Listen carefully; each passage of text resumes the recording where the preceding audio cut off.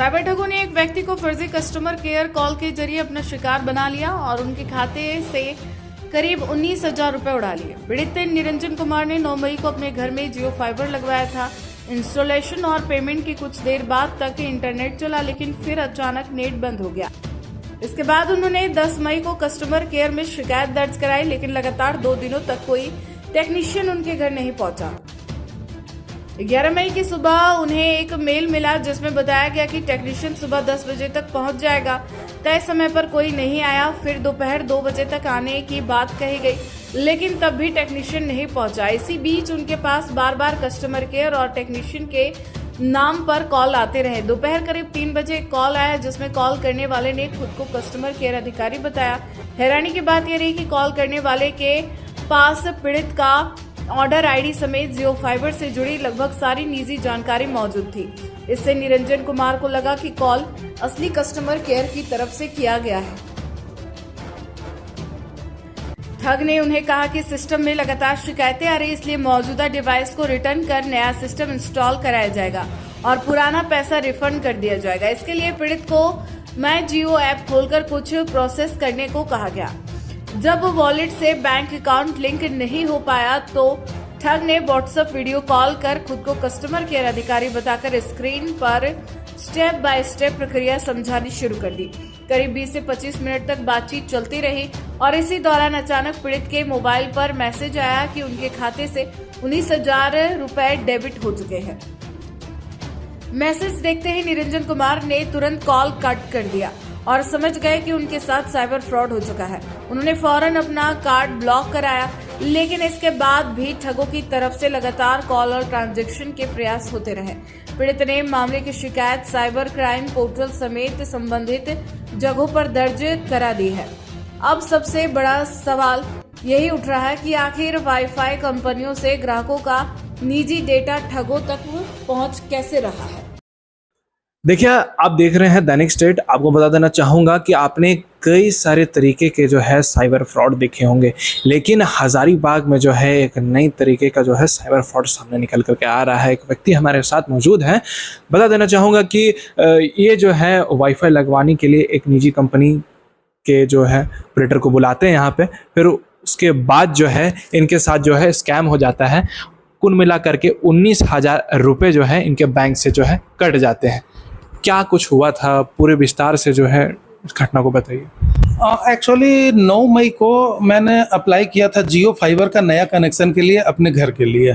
तो 10 मिनट के अंदर, जैसे ही हम कॉल किए 10 मिनट के अंदर जियो का टेक्नीशियन हमारे पास आया।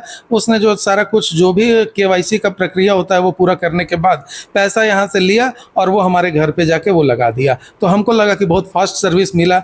मेरे पे जो OTP आया था जियो फाइबर का कंप्लीट होने के, जॉब कंप्लीट के लिए, वो मेरे से शेयर करने के बाद वो चला गया। मतलब ऑनलाइन वो जॉब कंप्लीट हो गया। प्रॉब्लम क्या हुआ, इंटरनेट आ ही नहीं रहा था कनेक्शन के बाद भी। सैटरडे को चूंकि बारिश हो रही थी तो इस कारण से हमारा काम नहीं पूरा हुआ। संडे को हम कई बार कॉल किए, कोई रिस्पांस नहीं आया, नहीं जियो वाले कोई फ़ोन उठाए। मंडे को फिर से वही प्रॉब्लम हुआ। वो कॉल करके बोल रहे हैं आधे घंटे में आ रहे हैं, 1 घंटे में आ रहे हैं।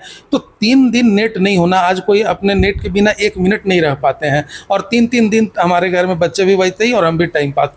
तो मंडे को क्या हुआ ना कि इस बीच बहुत सारे कॉल आए थे, टेक्नीशियन के भी और लोकल जो उनके रिप्रेजेंटेटिव हैं जियो फाइबर के, उनका भी। इस बीच एक जियो का कॉल आया कि हम कस्टमर केयर से बोल रहे हैं और ये आपका जो कनेक्शन है उसका मैटर बहुत ज़्यादा कॉम्प्लिकेटेड हो गया, हमारे ऊपर बहुत प्रेशर है, तो प्लीज़ आप इसको वापस ले लीजिए, पैसा आप वापस लीजिए और नए सिरे से अप्लाई कीजिए। उसी क्रम में वो जितना कुछ उसने बताया, मेरा कॉम्प्लेन नंबर क्या था, मेरा ऑर्डर आईडी क्या था, किस डेट में हुआ और क्या अमाउंट हम उसको पे किए, ये सारा डाटा जब वो हमको बतला रहा तो मुझे पूर्ण विश्वास हो गया कि वो जियो फाइबर का ही कस्टमर केयर से बोल रहा है। अब माई जियो ऐप खोलकर जब हम वैलेट में अपना अकाउंट ऐड कर रहे थे, उस बीच उसने स्क्रीन शेयर करवा के मेरे मोबाइल को हैक किया और सारा का सारा जो डाटा उसके पास चला गया।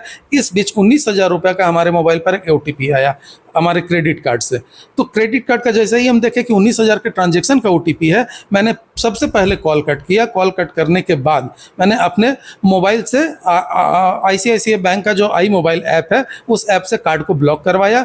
उसके बाद अकाउंट को ब्लॉक करवाया, डेबिट कार्ड को भी ब्लॉक करवाया और उस प्रॉपर ऐप को भी ब्लॉक करवा दिया, क्योंकि मेरा मोबाइल हैक हो चुका था। तो अगर हम ऐप को हैक नहीं करवाते तो हो सकता है कि वो ऐप का दुरुपयोग करता। तो सबसे पहले तो हम 3:32 की बात है 11 तारीख को, यानी कल, हम तुरंत जो है सो उसको 4 बजे बैंक में भी जाकर कॉम्प्लेन किए, साइबर क्राइम पे ऑनलाइन पोर्टल पे जाकर कॉम्प्लेन किए, और अभी हम साइबर थाने में उसका सारा डिटेल के साथ अभी जाकर उसका कॉम्प्लेन करने जा रहे हैं। अच्छा, जब ये घटना हो गई, जब आप सिम ब्लॉक करा दिए थे वो कार्ड को, ठीक है, तो उसके बाद भी क्या हैकर जो है वो और ट्रांजैक्शन करने का ट्राई कर रहा था? जी, उसके बाद हमारे पास 4 OTP आए, एक 10,000 के, एक 20,400 के और एक 20,400 के, और चारों अलग अलग कंपनी के। इसमें हम आपको एक चीज़ बता देना चाहते हैं कि ये जो हमारा 19,000 रुपया गया, ये जोमेटो के अकाउंट में गया हुआ है। तो जोमेटो में जब मैंने देखा तो जोमेटो को भी सपोर्ट में जाकर मेल कर दिए कि आपके अकाउंट में अनऑथराइज ट्रांजैक्शन हुआ है,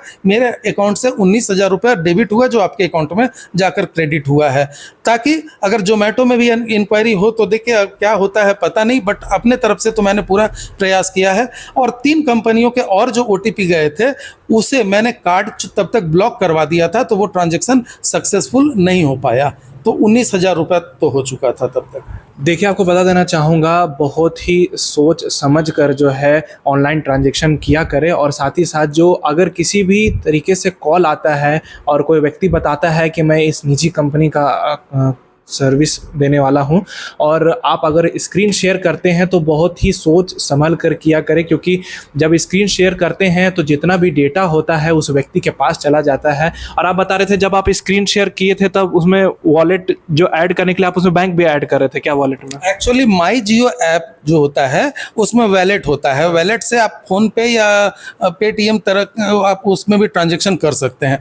तो वो बताया कि आप माई जियो ऐप में ही हम आपको पैसा दे सकते हैं, तो उसमें वैलेट को आप अकाउंट से ऐड कीजिए। अच्छा। वही हमारी गलती हुई। तो देख सकते हैं उसी दौरान जो है ये व्यक्ति जो है शायद से स्क्रीन रिकॉर्ड कर रहा हो या स्क्रीनशॉट ले लिया हो, फिर उसके बाद जो है तुरंत बात करते करते ही आपका बैंक से कटने बिल्कुल, बात करने के क्रम में ही एक 19,000 रुपये का अमाउंट कट हो चुका था। मैंने कॉल कट करने के बाद फिर जो है सो दोबारा ये किया, तब तक 2 मैसेज और आ गए थे 21,000 के और 20,400 के। अगर इंस्टेंट विद इन सेकेंड अगर मैं इस बात को नहीं समझता तो हमारे लाखों रुपए जा चुके। चूंकि उसमें क्या था कि वो क्रेडिट कार्ड था, हमारे अकाउंट में तो मात्र 158 रुपया था सेविंग अकाउंट में, तो उस पैसे तो कर ही नहीं सकता, बट वो क्रेडिट कार्ड था जिसको हम बहुत कम यूज करते हैं। तो क्रेडिट कार्ड को वो जो है सो हैक करके और उसमें से 19,000 रुपया वो फ्रॉड किया। तो देख सकते हैं आप लोगों को है जो काफ़ी ज़्यादा सावधान रहने की ज़रूरत है। आजकल मार्केट में जो है तरह तरह के नए स्कैम आ रहे हैं और आपको जो है सतर्क रहने की ज़रूरत है। ऐसे में लास्ट में जनता से क्या अपील करना चाह रहे हैं जो देख रहे हैं? देखिए, सबसे पहले तो हम उनको बताना चाहेंगे कि किसी को भी आप अपना डाटा देते हैं तो उनसे सावधान रहें, चाहे आप सिम कार्ड लेते हो, जियो फाइबर या कहीं से भी। चूँकि मैंने उनको अपना सारा डाटा दिया था, अब वो ऑर्डर ID बतला रहे हैं और हमारा कॉम्प्लेन नंबर बता रहे हैं, तो कहीं ना कहीं डाटा आपका लीक होता है, आप सिक्योर नहीं है। तो फोन पर किसी भी तरह का फाइनेंशियल ट्रांजैक्शन की बात बिल्कुल न करें। जो भी है आप हमारे पास आइए, फेस टू फेस बात कीजिए, फिजिकल वे में काम करें। अगर ऑनलाइन काम कर रहे हैं तो गलती से भी नहीं। इसमें अगर जब भी करेंगे, ज़्यादातर लोग जैसे आज हम ठगी के शिकार हुए, जबकि हम खुद फाइनेंशियल मार्केट से कंसर्न रखते हैं। काफ़ी दिनों तक हमने इंश्योरेंस में भी, म्यूचुअल फंड में भी और बैंक में भी हम भी जॉब किए, बट आज क्या कि इतना कुछ समझते हुए भी हमारे साथ भी फ्रॉड हो गया।